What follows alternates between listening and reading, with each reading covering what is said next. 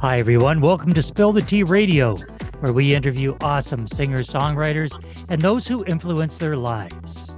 Spill the Tea Radio explores the journey, creativity, and inspiration behind the songs. My next guest has put out 19 albums of original songs, had his compositions covered by Mary Margaret O'Hara and Ron Sexsmith. He's opened for Elvis Costello and has been called the most vital, essential Canadian singer-songwriter out there by Calgary Straight. He's been called the creator of a songbook that should rightly be hailed as a national treasure by Exclaim and identified as my favorite songwriter by Ron Sexsmith. So, let's spill the tea with Kyp Harness. Welcome, Kyp. Hi, David. Thanks for having me. Yeah, well, you're most welcome, and I'll tell you, you've got quite a pedigree there, Kyp, with such great words from the periodicals, and of course, Ron Sexsmith says he's your favorite songwriter. That is quite an accomplishment. Now, you've played with some great people. You've been recognized by these periodicals with some very, very kind words. Kyp, this stuff doesn't just happen overnight.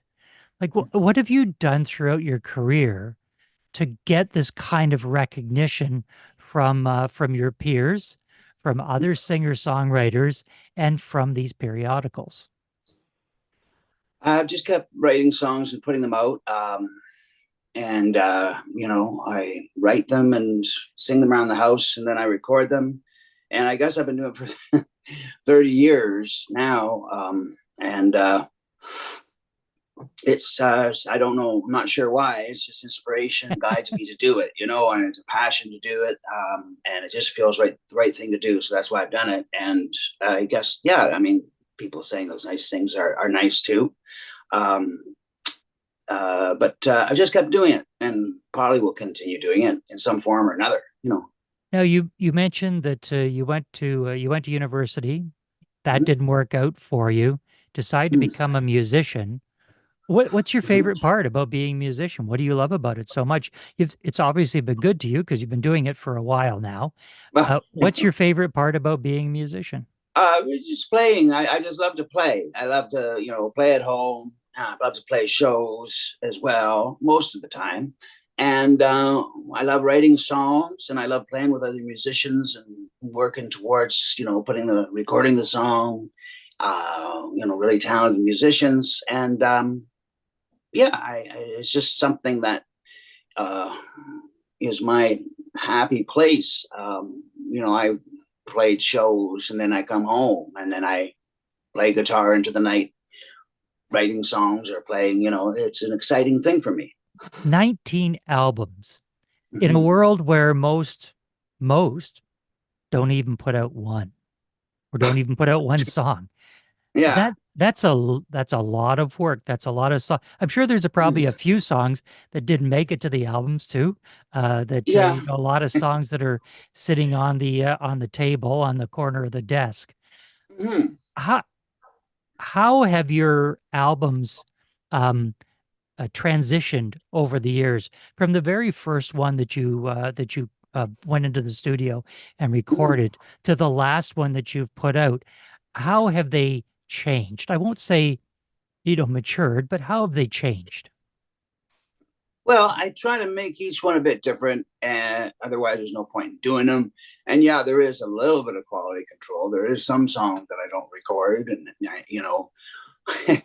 and I try to make sure that the ones I do are the best ones that I have at any time. And I always want to feel like I'm starting over again, and that I'm exploring something that's new and different, and in my own sort of thing, this sense of breaking through to some kind of new understanding, and with each one, and that's the only reason I kept making them, I think. And now it just something that happened through the years. It seems like a lot of records now, and maybe they're not all great, but they're all sincere and explorations of songwriting and music for me, and life, and all that brings, you know, spiritual ideas and everything. I try to put my whole self into the songs. I didn't ever try to be the master of one emotion, you know, just do the same thing all the time, the same mood, because I don't feel that way. I go to heaven and hell a couple times a day, it seems, you know, and I think that everybody else does too, you know. Yeah. So Yeah, we call that life. yeah, apparently. Have you ever had a situation where and you've got 19 albums out there. So you're putting together an album and you're thinking, this song, this is the one. This is going to be the one. This is a fantastic song. I love this song. This is going to be the one that showcases this album. And you pick another song. You say, well, I need 8 tracks for the album, or I need 10 tracks for the album. You say, well, this one, it's probably going to rank number 8 as far as I'm concerned. It's good enough for the album. And then and then No, and we'll then, throw that on. and then you get it on the album, Yeah. and you were all wrong. The one that you thought was the not so good one ends up being the favorite, and the one that you thought was going to be a surefire hit, people say, yeah, it's okay. I think that's what keeps me doing it too, because it's always such a mystery. You know, some things in your head at one time, like my thoughts are always changing and stuff. So in your head at one time, you can think, oh, this song's really, really great. And then, over time, maybe it's not. Time is the only thing that tells you. And people tell you too, I guess. But yeah, I mean, that's the mystery of it, why certain things hang around and some things don't. And your perceptions can change all the time. And that's the fun thing of it too. There's always a mystery and an inexplicable aspect of it. You shared the stage with Elvis Costello. How did he manage to convince you to be on that bill with him? Well, it took a long time. He had to send some packets of money over, and they had to clear it with. No, he didn't convince me. I was just offered to it. It was, I think, a big fan of mine, Kelly. She knew the guy who was promoting the show, and so it came about, and they checked me out, I think, and so that was a nice thing. It was 20 years ago, but. Yeah, it was phenomenal to be on the O'Keefe stage there. What do you remember most about that performance? I remember how big the crowd was, I guess, and how small I was, and it was just a really cool thing to do, And Sammy Davis Jr. has been on that stage, and a bunch of cats like that, so that's really cool. Was that one of the times when you were a little nervous to get in front of people? You've performed so many times. Yeah, that was a different thing for sure, and on another level. Yeah, and I was kind of nervous, but then you can't see nothing anyway, right? So you're kind of being catapulted into space in a way, in a venue that large.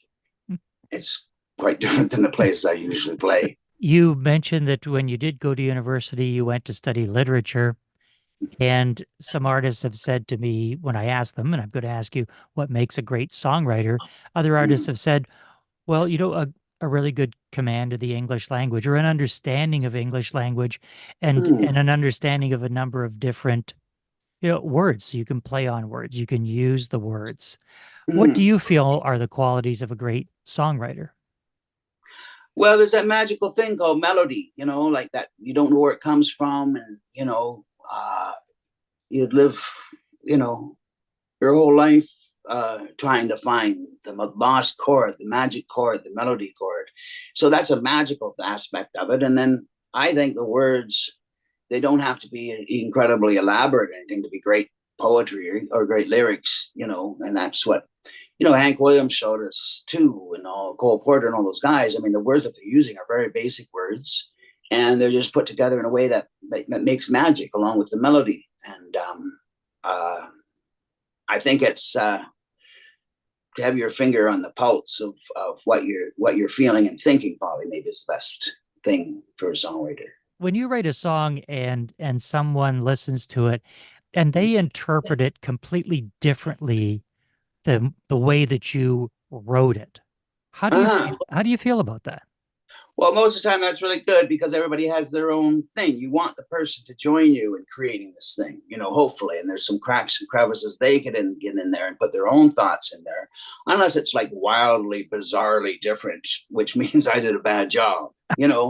I mean, the interpretation is good, but if it's ridiculous, then I've screwed up. I haven't made myself clear, and that's why simplicity is often the best, right? Even some of my songs, I have a lot of words and lyrics in. There's a certain simplicity to it that I try to stay close to. You also write comic strips. I have, yeah. Mm-hmm. And it's quite a long list that you have to your credit. How did you get in? I did that for a while. Yeah. About 10 years ago, I was doing that and put them up, and my wife made a website for them and things like that. And I was just moved to do that. How did you get into that? How did you get into that? Just as a kid, it was always my main thing to do when I was a child. Like when I was in kindergarten, grade 1, that was my thing to do, that attracted attention of others to me. And so I kept doing it. Wow. Any other creativity things that you do that we don't know about, Kyp? I mean, you're a musician, you're a singer, you're a songwriter, you're a performer, you're a comic strip writer, you're a poet. What else don't we know about Kyp that's hiding in there? I wrote a couple novels that are available. One called The Abandoned and the other called Wakeford Rememberies. And I also wrote a couple books that are available too, with a publisher in the US. One's about Charlie Chaplin, the art of Charlie Chaplin. The other's called The Art of Laurel and Hardy, that I wrote. Well, let's get into one of the songs that Kyp Harness wrote. This song is one of 9 songs from Kyp's latest album entitled Kick the Dust.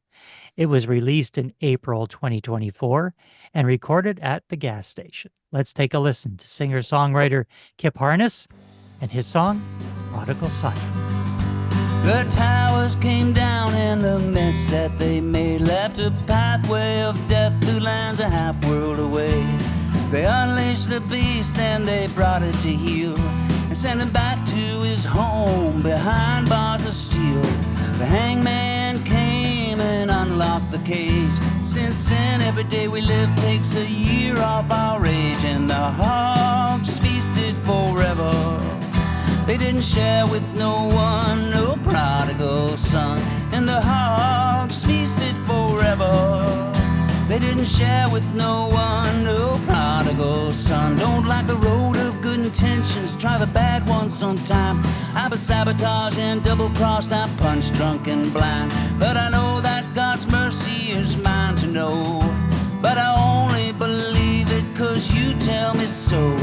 The raconteur is stifled, the magician has no tricks. The third little pig didn't build his house of bricks. Every human being lifted to the level of a god is a miserable, self-dealing, false-healing fraud. And the hogs feasted forever. They didn't share with no one, no prodigal son. And the hogs feasted forever. They didn't share with no one, no prodigal son. Who are you? Who am I? I don't know. If you find out, tell the person that I was long ago. Don't wanna talk out of turn, don't wanna create confusion. I'm trying to get up to speed with the latest illusion. There is no limit to how high you can go, as long as you're willing to sink down low. The fool is applauded, ignorance gets a hand. Wisdom goes looking through garbage cans, and the hogs feasted forever. They didn't share with no one, no prodigal son. And the hogs feasted forever. They didn't share with no one, no prodigal son.